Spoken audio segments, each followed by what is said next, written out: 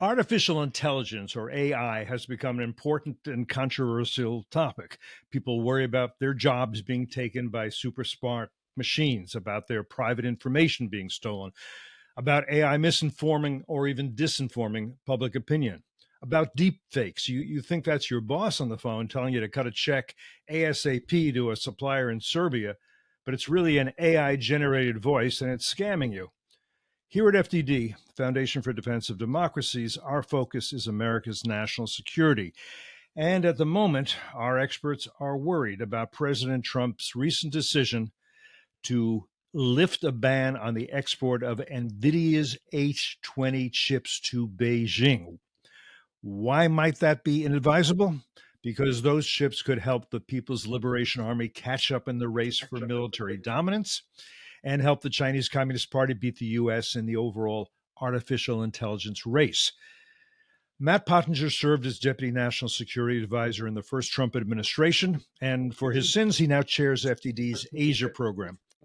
You should read an article he posted on the NVIDIA H20 chips controversy in the Free Press that was posted on August 8th.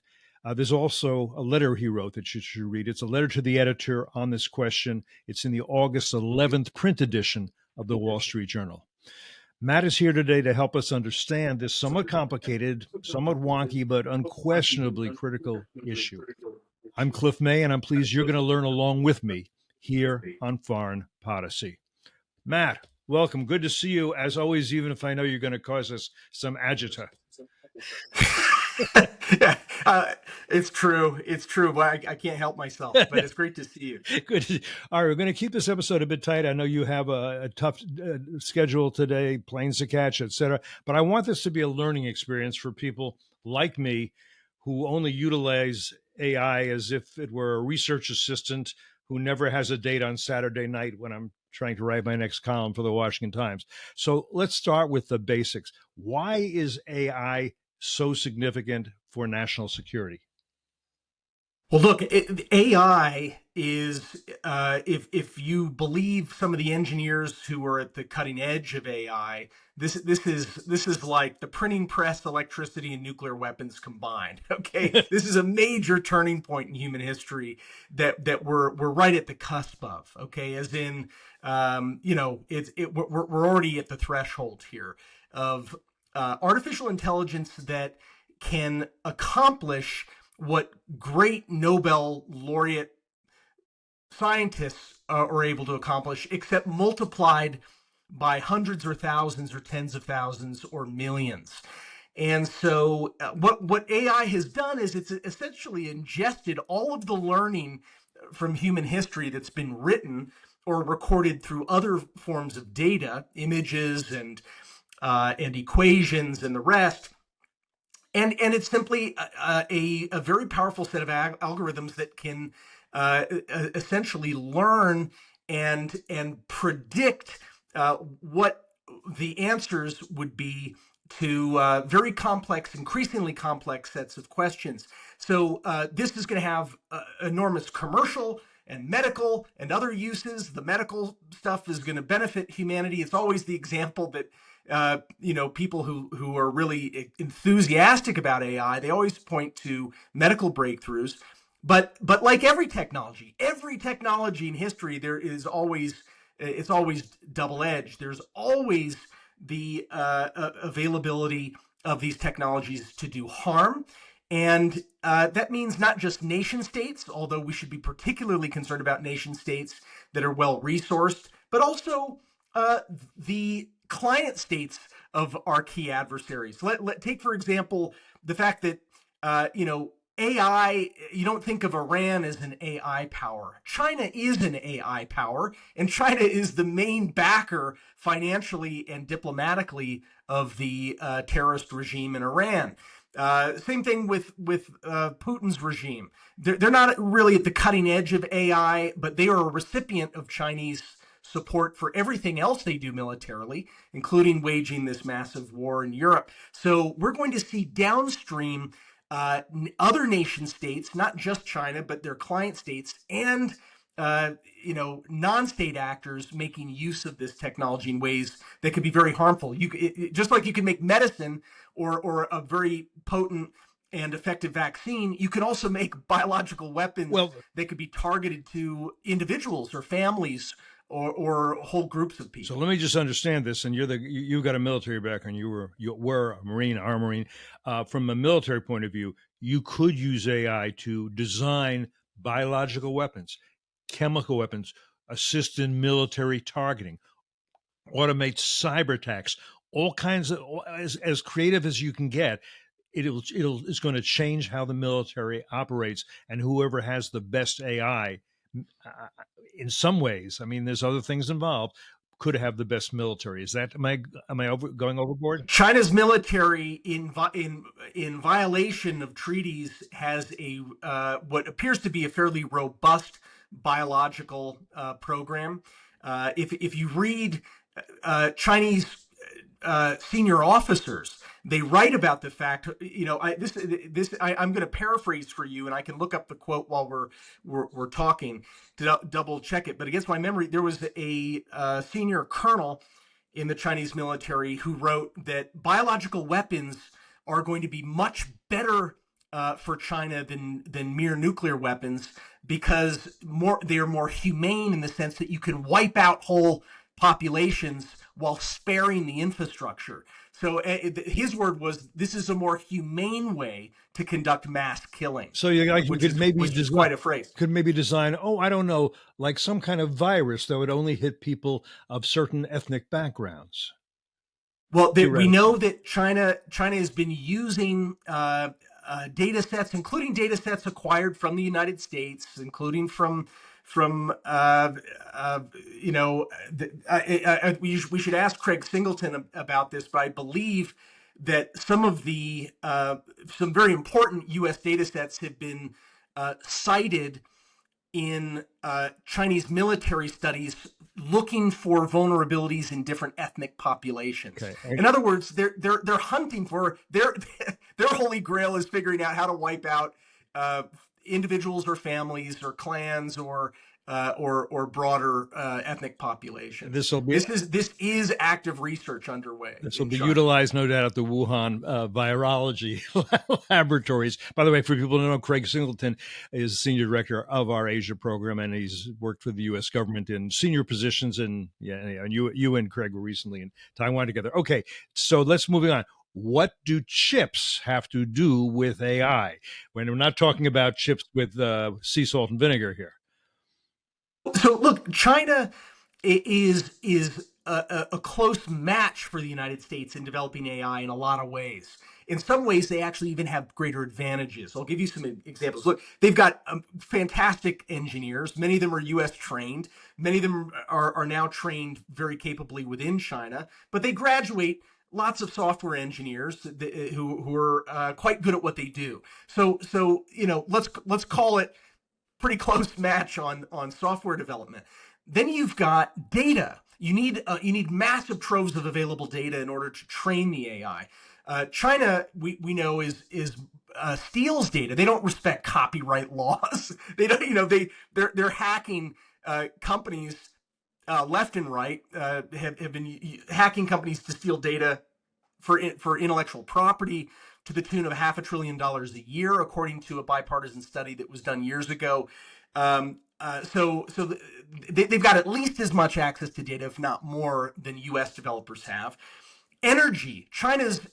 Even though the United States has plentiful, relatively clean energy in the form of LNG, gas and so forth, China just burns dirty coal, and they don't give a damn about what the environmental costs of that are.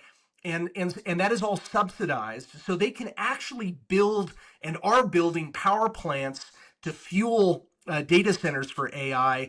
And because it's subsidized, they actually have an advantage of the United States there. So what does that leave you with? It leaves you with this really critical final element, which is computing power.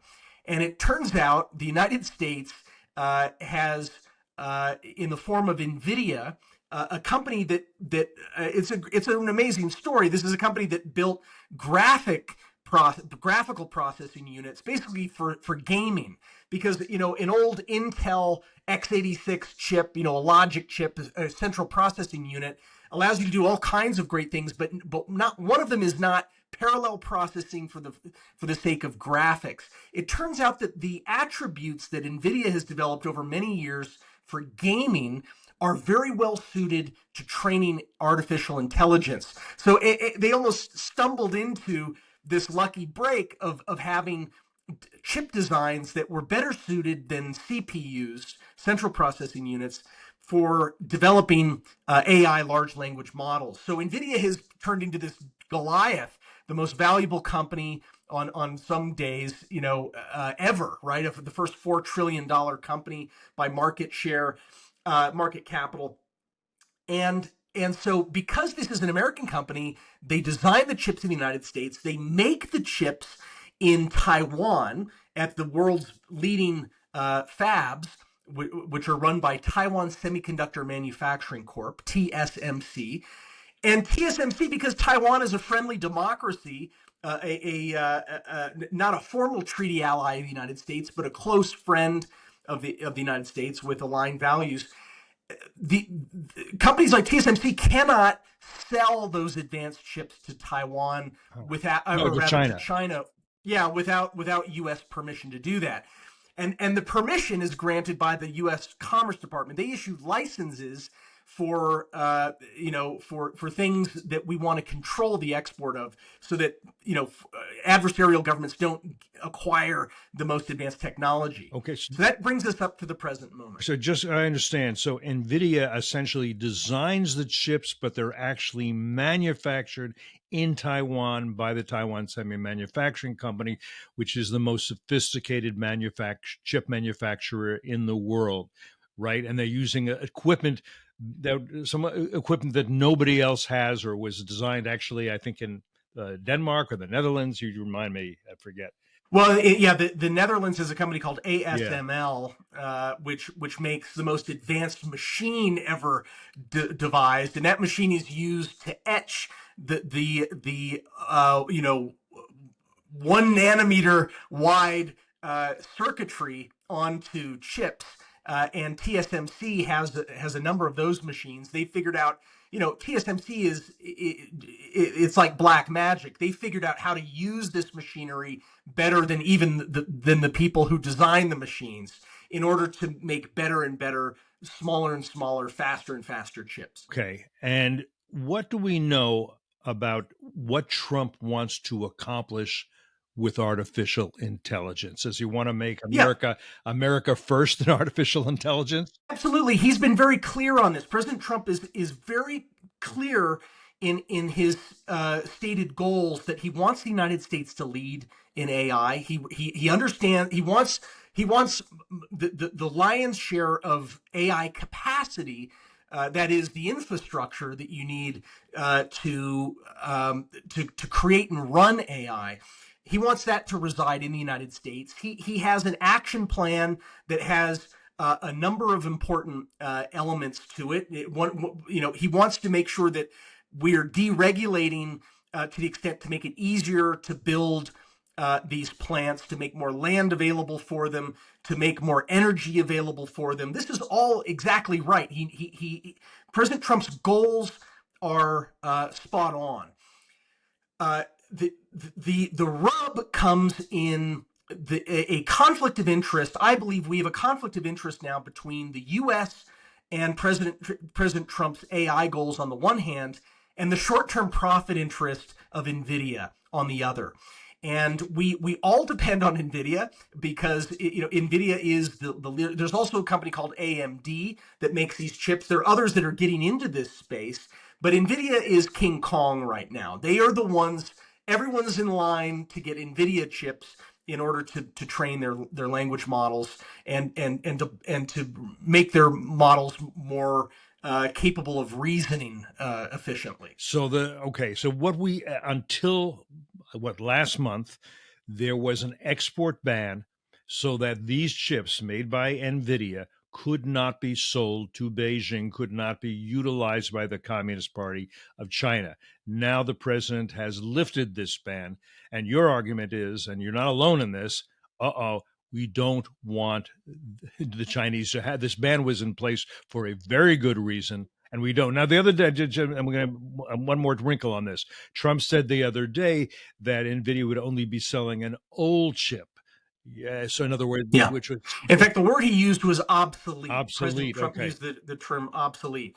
So look, that is wrong, and it's clear to me that President Trump has been misled by the people who are advising him. And that includes CEO Jensen Huang. If Jensen Huang's the one who's told him, and Huang has used this phrase that these are old chips, or that these are not the most powerful chips. It's not wrong that these, there are even more powerful chips. The problem is this particular chip that Jensen Huang has persuaded the president to start selling to China is called the Nvidia H20.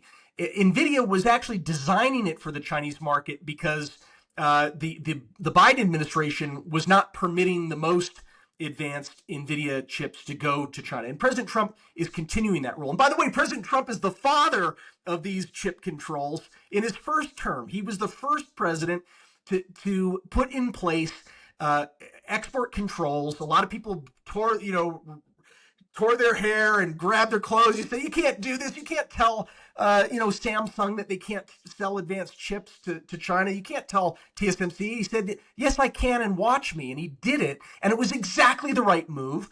He was criticized by President Biden and members of his team for doing it. And then President Biden came into office, got read into the intelligence and the rest.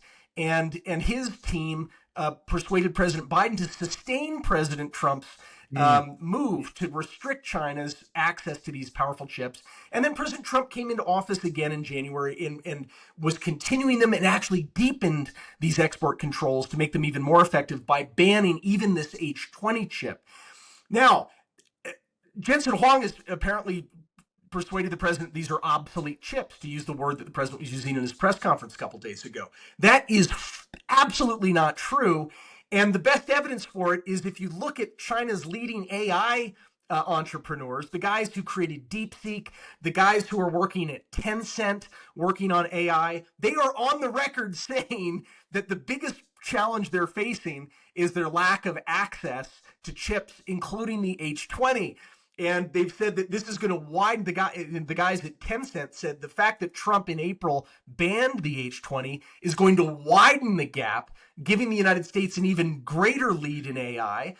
DeepSeek has said essentially the same thing. And now Jensen Huang has persuaded the president to lift President Trump's ban that he had put in place and start selling these things by the hundreds of thousands. By some measures, Nvidia is looking to sell about 1 million of these chips to China. I want to provide a little context because that's something you can do on a podcast, can't do a TV show because it's too short. So Jensen Huang, he was born in Taiwan. I would assume that, but I don't know, that he'd be worried about Beijing's desire to conquer Taiwan and take away the freedom of Taiwanese, put them under the Chinese Communist Party. Do you know where he stands on that? Has he given any clue? I've heard he's I don't. libertarian. I don't know what's in his heart, of what his ultimate goals are here. I think he's a salesman. I think he's trying to sell more chips. And that's his prerogative as the head of Nvidia. The problem is there's an American national security interest at stake here, and we've seen well-meaning entrepreneurs over and over again give away the crown jewels to China of their technology in ways that have been profoundly damaging to the U.S. national interest. And I fear that we are now stumbling into that same pattern all over again. I'm just going to provide a little context on Jensen Huang because I think he's a fascinating character. As I say, he was born in Taiwan. He launched Nvidia in 1993 from a local Denny's restaurant. He was 30 years old at the time. The company was near bankruptcy at one point, and he's now the sixth wealthiest man in the world. He didn't learn English until he was like 9. His parents enrolled him when he was here in the U.S. accidentally in something called the Oneida Baptist Institute, a religious reform academy in Kentucky for troubled youth. His parents thought it was some prestigious boarding school. They got it wrong. They Right. he had a roommate who was illiterate, a 17-year-old covered in tattoos and knife scars, and he taught him how to read in exchange for being taught how to do bench presses. He got his BS in electrical engineering at the age of 20. He was like a kid. And then he went on to get a master's degree. Again, as you pointed out, he started out making graphic chips for PC games. And then I got to so the name Nvidia, originally it was Envision, like New Vision. He changed it to Nvidia. It's based on Roman mythology. Nvidia is from invidere, a Latin word to look too closely. It suggests envy, to look on in a hostile manner. Envy is one of the 7 deadly sins in Christian belief. And here's the last point I'm just going to make on this. And when a Roman general celebrated a triumph, the Vestal virgins would suspend a fascinus or phallic effigy under the chariot to ward off Nvidia. Where but on foreign policy are you going to hear about phallic effigies? This makes us special. All right. So, it's an American dream story. It is. It really is. No question. There's no question. But as an American, someone who's lived the American dream beyond most people's wildest dreams, the most valuable company in the world, the 6th richest man in the world, it is incumbent upon him, and if not him, incumbent upon our government to look out first and foremost for the U.S. national security interest and economic security interest. How many U.S. leading companies went into China saying, "Look, we're just way ahead in terms of our technology. We're just going to go there to sell some stuff," and then something they find that the Chinese Communist Party doesn't let them sell stuff unless they transfer technology or agree to build their stuff in China. And then they say, "Okay, well, we'll do that. We'll take advantage of the low-cost labor that the Chinese Communist Party provides for us." There are no labor rights in China. And then the next thing you know, China says, "Well, look, all of your suppliers need to be local as well, based in China." And then the next thing you know is that company that thought that it was just being cute and smart and taking advantage of a labor cost differential in China suddenly is completely trapped. It has no ability to even move out of China, and they've created an entire ecosystem that has generated state-subsidized competitors. And eventually, even once the subsidies end, in the case of some companies, they've learned everything from the best, from the Americans. And so this is the story of Apple. There's a book right now by an FT reporter that tells this whole story. I would argue this is what happened with Tesla. It just happens over and over and over again. It's what happened with the whole photovoltaic solar panel industry. And next thing you know, we're completely dependent on China for our smartphones. We can't compete with them for electric vehicles anymore. We have to import, expensive key equipment for our electrical grid, critical equipment. So it's the story of China creating American dependencies on the Chinese Communist Party and the same thing is going to happen with GPUs, these chips used to make AI, if we are foolish enough to walk the steps that we've walked over and over and over again, and which President Trump was the first president to start finally turning that entire sort of paradigm on its head, to say, wait a minute, why are we making stuff in China? Why are we dependent on China for things that we invented?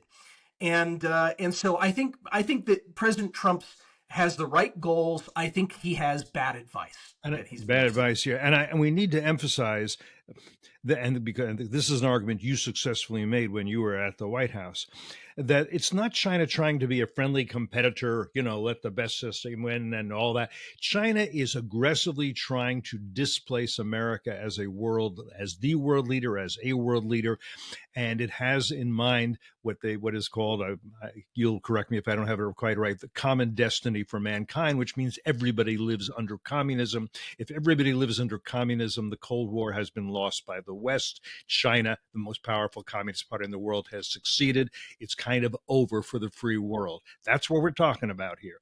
And I think it's very You important. got it. I mean, if you read the piece that I wrote in Foreign Affairs magazine in late 2022 called "Xi Jinping in His Own Words," Yes. I wrote this with Matthew Johnson and with David Feith, two friends. It lays out Xi Jinping's world vision, and of course the economy and technology are core. Are at the service of and core to him achieving his global aims. All right, so, and I'm going to be respectful of your time, so tell me if I got to speed up. But if I understood correctly, and again, I have a license to simplify, your main arguments in the free press piece: one, China's lack of unfettered access to U.S. designed AI chips is America's clearest advantage in the AI race. Lack That's of right. access. We want to keep that. Two, ending the export ban is going to help the People's Liberation Army, which supports the Communist Party. It doesn't support China. It's the Communist Party's army. The People's Liberation Army catch up in the race for military dominance and help the CCP, Communist Party of China, beat us in the overall artificial intelligence race. Those struck me as the two most important theses in your piece. That's right.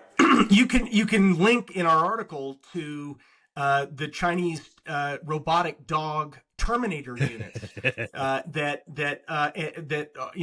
are able to run and kill. In fact, the PLA released this video saying the robot dog's time to kill has come, and they have these videos showing Terminator units, and so Business Insider, the publication Business Insider, obtained some procurement records and found that the PLA is trying to obtain Nvidia chips for weapon systems and also for robotic dogs. These dogs So would be on the battlefield killing our soldiers, right? Yeah. Yeah, exactly. I mean, you're going to get a knock on the door by Fido, the four-legged Terminator unit. But this stuff is all happening. Like I said, the AI is double-edged. It is going to cut sharply in both directions. And what one last thing just to mention is that the main argument that those who are advocating for selling H20s and Jensen Huang says he wants to sell even much more advanced chips than the H20s to China, and he's trying to persuade President Trump to do that. Their argument is, well, we want China to be dependent on our high tech. Right, right. But this is a trap that we have seen Americans stumble into over and over and over again. What China does is they say, well, actually, you need to show us the blueprints so that we know that your technology is safe. You need to, and eventually, you need to move your R&D here. Jensen Huang just announced that he's going to build an R&D center for Nvidia chips for China in Shanghai. Then you need to actually start doing the manufacturing here. And then, by the way, we've taught all of this to our local domestic champion, Huawei. So you're out of business anyway. Thanks very much. Don't mind the sound of the toilet flushing as you travel down the pipes.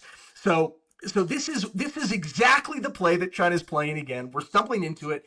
And by the way, Huawei does not make a chip that is even half as powerful as the H20, which is not the most advanced chip that Nvidia makes.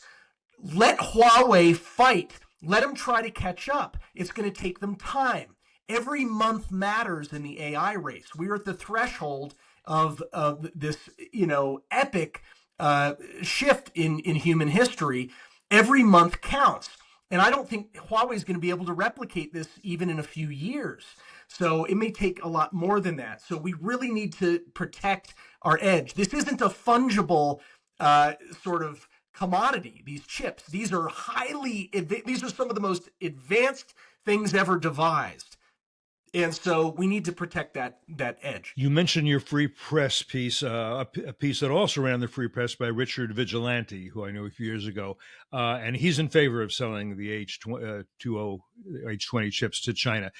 Are his arguments the ones you just made, or anything different? In other words, saying Yeah, make them essentially, dependent on us, right? That's the look, I linked to his article in wanting to be honest and letting people see the other side of these arguments. Let them steelman them. I'm just telling you that I don't think that these arguments that are being made for trying to make China dependent.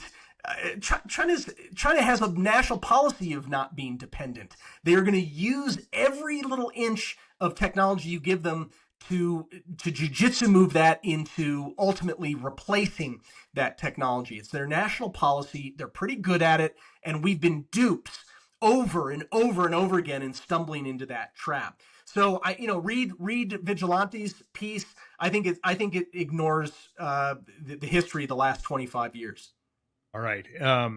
I think we probably exhausted all this. If unless you think there's another point that I haven't teased out, there's one other thing that President Trump is doing that we think is inadvisable, and that is TikTok. We have FTD worked hard on. We have a law that TikTok is a propaganda mechanism that we unimaginable. It's kind of like in the first Cold War, the Kremlin running, the New York Times, the Washington Post, the Wall Street Journal, the LA Times, CBS, NBC, ABC, and NPR, because of the power it has for propagandizing. The idea should be that it has TikTok can exist, but owned by an American company. An American company owns the algorithm. The law passed, bipartisan, Supreme Court upheld it, and the President Trump has been delaying it. And I know you think, and I think, this is a mistake, also inadvisable to do this. Yeah, absolutely. I mean, this is another one where President Trump, his first instinct was the right instinct. His first instinct was to ban TikTok. That was exactly the right move.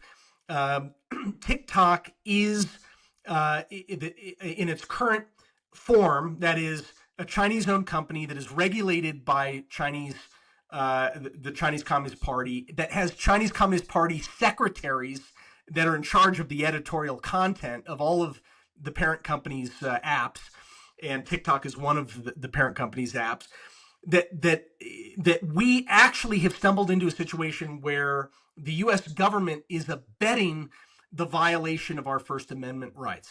The First Amendment says that free speech shall not be infringed, right, through any law or regulation.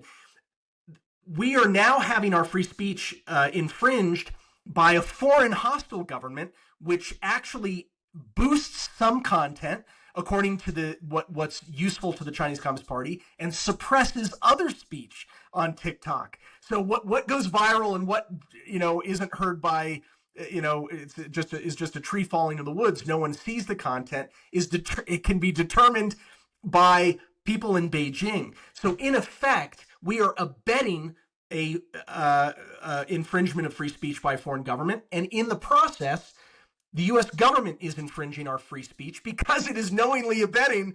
The U.S. government is suppressing our free speech by proxy, by basically allowing a foreign hostile government to have control of the dials of what actually gets noticed on TikTok and what doesn't. So we've stumbled into a situation where the public square, the most important, most powerful social media app, effectively the public square, a big part of it, is controlled by the government. Whew. Okay. All right. I promise I wouldn't keep you too long. You've been great. I think I don't know if there's anything else you want to add that I didn't tease out on the questioning, but let me give you that opportunity. Otherwise, as Jane Mansfield used to say to her new husbands, I promised I wouldn't keep you long. All good. I look forward to the next one. Yeah. Listen. I learned a lot. I think our listeners learned a lot, and there's a lot of work to be done on this. And I think, based on President Trump's goals, he needs to be well advised on these very critical issues on military dominance and AI dominance. I think it was I think it was Putin who said, "Whoever controls AI will rule the world." There's a quote like that by him that I vaguely recall. Thanks for being with us today. Good to see you. Really appreciate your being here, Matt. You too. And thanks to all of you who have been with us for this conversation here today on Foreign Policy.